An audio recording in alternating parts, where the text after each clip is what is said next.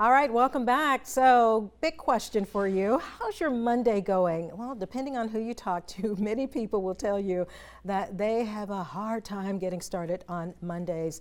Of course. Hey, we're coming off of a weekend, right? Well, as we begin our new segment, Monday Motivation, I want you to meet someone very special. She's going to be coming over on Mondays and giving us some very valuable information and advice as well. So I want you to welcome today Carol Mendoza. She's a transformational leadership coach. And first, Carol, I just want to say thank you so much for coming on WSAV News 3 at 5:30 and being a part of Monday Motivation. Thank you for having me. Yes. Let's talk a little bit about yourself, Carol. Tell our audience, some people know you, but of course some don't, about yourself. Tell us. I am a native New Yorker, actually, so Savannah is my second home. And I have been a leadership coach for the past several years. What I do is I help organizations, leaders, small businesses to really transform their teams and give them some holistic viewpoints on having a value-driven leadership.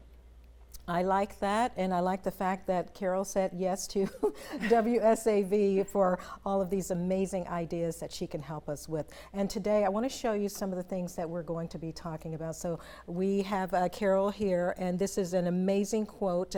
Start where you are, use what you have, do what you can. Of course, Carol, this quote is from the iconic Arthur Ashe, tennis star. You know, so many of us loved him in action on the tennis court, but also he had such a powerful view on life.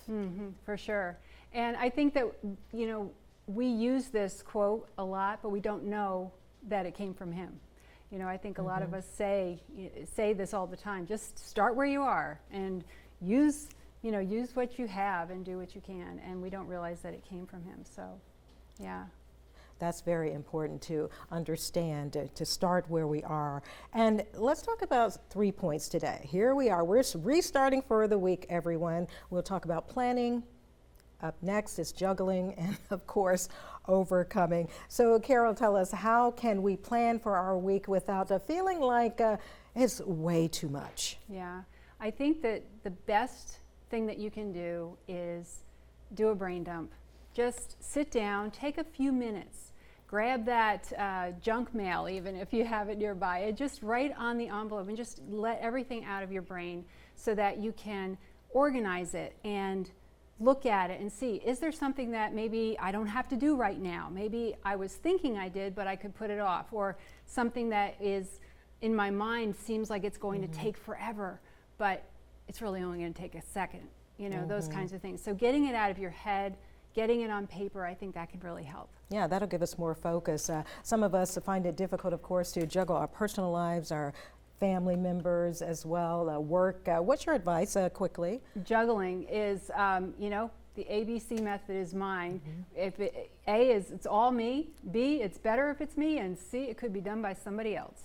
Well, how do you overcome stress? What should we look forward to? One task at a time, or just taking it easy and not letting that one task be overcome by so many other tasks? Sure. I think that if you can categorize your tasks into like, and then use what I call, what's called the Pomodoro technique, which is 25 minutes of solid effort, and then take a 5-minute break.